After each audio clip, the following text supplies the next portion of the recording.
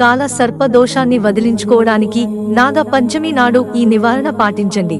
ప్రతి సంవత్సరం శ్రావణ మాసంలోని శుక్లపక్షం 5వ రోజున నాగ పంచమి పండుగను జరుపుకుంటారు.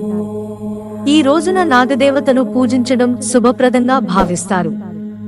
నాగ పంచమి నాడు నాగదేవతను పూజించడం ద్వారా అన్ని కష్టాలు, కాలసర్ప దోషాలు కూడా తొలగిపోతాయని నమ్ముతారు.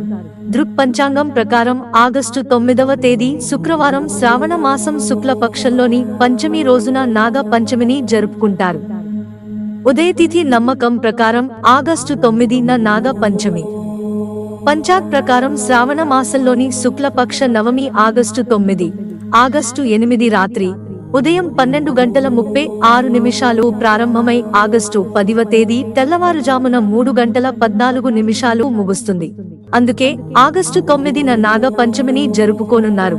నాగ పంచమి ఆరాధనలో మీరు వేప, దోసకాయ, నిమ్మ, పెరుగు, అన్నం కలిపి ఒక ప్రత్యేక వంటకాన్ని తయారు చేసి నాగదేవతకు, కుల దేవతలకు సమర్పించవచ్చు.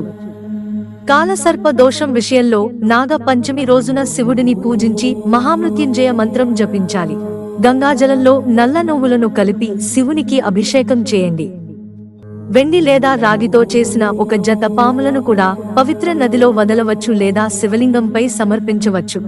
నాగదేవతను పూజించేటప్పుడు ఈ విషయాన్ని తప్పనిసరిగా గుర్తుంచుకోవాలి. ముఖ్యంగా నాగదేవత పూజ సమయంలో పసుపును ఉపయోగించాలి. ధూపం, దీపాలు, పూజా ద్రవ్యాలు సమర్పించిన తర్వాత నాగదేవతకు మిఠాయిలు సమర్పించాలి. పొరపాటున కూడా ఈ పని చేయకండి.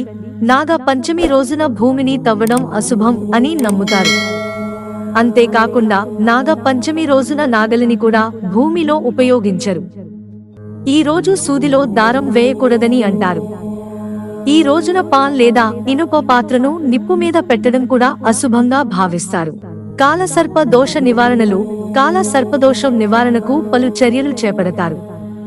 వివాహిత స్త్రీలు కుటుంబ ఆనందం కోసం సర్పదేవతను ఆరాధిస్తారు. ఇళ్లలో తాడుతో పామును తయారు చేస్తారు. అలాగే పేడతో గోడపై పాము ఆకారం చేసి పూజ చేస్తారు. శివాలయాల్లో వాసుకి, శేషనాగ్లను పూజిస్తారు. ఇలా చేయడం వల్ల కాలసర్ప దోషం తొలగించడంతో పాటు సంపద, సంతోషం, శ్రేయస్సు కలుగుతాయి. నాగపంచమి రోజు పచ్చిపాలు, వంటకాలను నాగదేవుడికి నైవేద్యంగా సమర్పించి ప్రసాదంగా తీసుకుంటారు. నాగపంచమి రోజు పాములను పూజించడం ప్రత్యేక ప్రాముఖ్యత ఉందని శాస్త్రాలలో వివరించారు. సర్పదేవునికి తెల్లని పూలు, ధూపం, పాలు వంటిని సమర్పించి పూజ చేయాలి. అనంతరం ఓం నవకుల్ నాగాయ విద్మహే విషాదంతాయ ధీమాహి తన్నో సర్పణ ప్రచోదయాత్ అనే మంత్రాన్ని పఠించాలి. నాగపంచమి రోజు ఈ మంత్రం పఠించడం వల్ల కాలసర్ప దోషం వల్ల బాధపడే వ్యక్తి దాని నుంచి విముక్తి పొందుతాడు. శివుడిని పూజించాలి.